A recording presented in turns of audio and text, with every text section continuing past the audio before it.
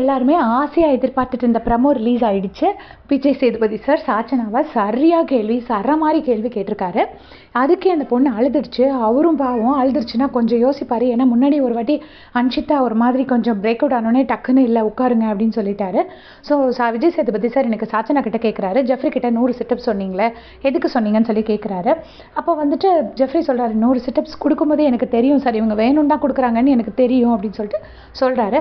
அப்போ அதுக்கு சாச்சனா கிட்ட எக்ஸ்ப்ளனேஷன் கேட்கும்போது சாச்சனா சொல்கிறாங்க, ஆமாம் அவங்க டாஸ்க்காக கலாய்க்கிறாங்கன்னா நானும் டாஸ்க்காக நம்ம கொடுப்போம் அப்படின்னு சொல்லி கொடுத்துருந்தேன் அப்படின்னு சொல்கிறாங்க.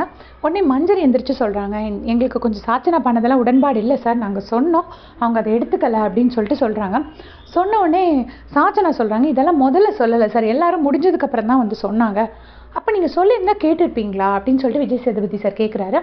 அதுக்கு சாச்சனா சொல்கிறாங்க, ஆமாம் சார் கண்டிப்பாக கேட்டிருப்பேன் அப்படின்ட்டு ஒரு பச்சை பொய்யை க்ளீனாக சொல்கிறாங்க. உடனே விஜய் சேதுபதி சார், இது வரைக்கும் அவங்க சொன்னது எதையாவது நீங்கள் கேட்டிருக்கீங்களா சாச்சனா அவங்க பேசும்போது அப்படின்னு கேட்குறாரு. அப்போ வந்து இதில் ஆக்சுவலாக நமக்கு எடிட்டர் கொஞ்சம் வேலை பார்த்துருக்காரு, கொஞ்சம் கட்டாக இருக்குது. ஏன்னா இந்த சீன் சொல்லும்போது சாச்சனா அழுதுட்ருக்காங்க, அதுக்கு முன்னாடி கொஞ்சம் நல்லா ரோஸ்ட் பண்ணியிருக்காரு அப்படின்னு நான் நினைக்கிறேன். ஸோ விஜய் சேதுபதி சார் கேட்க மாட்டாருன்னு அவர் மேலே இருந்த விமர்சனங்களை அடித்து உடைச்சு இன்றைக்கி சாச்சனா கிட்ட நல்லா கேள்வி கேட்டிருக்காரு. கேட்கணும் சார், நீங்கள் அப்படி 4 வாட்டி கேட்கும் போது அந்த பொண்ணு கொஞ்சம் நல்லா ஒழுங்காக பிஹேவ் பண்ணும், அது அந்த பொண்ணுக்கும் நல்லது, அதோட பேர் ரொம்ப கெட்டு போகாமலும் இருக்கும். இப்போ நீங்கள் கேட்காமலே இருக்கிறதுனால தான் அந்த பொண்ணு இன்னும் மிஸ்டீவஸாக எல்லாமே பண்ணிட்டு தன்னோட பேரை இன்னும் கெடுத்துக்கிட்டு இருக்கா. நீங்கள் அவளுக்கு உண்மையிலே நல்லது பண்ணுறதா இருந்தால் இதே மாதிரி இன்னுமே நல்லா கேளுங்க, அப்போ தான் அவள் பண்ணுறதெல்லாம் கொஞ்சம் குறைச்சிப்பான்னு நான் நினைக்கிறேன். நீங்கள் என்ன நினைக்கிறீங்கன்னு மறக்காமல் கமெண்ட்ஸில் சொல்லிடுங்க. தேங்க்ஸ்.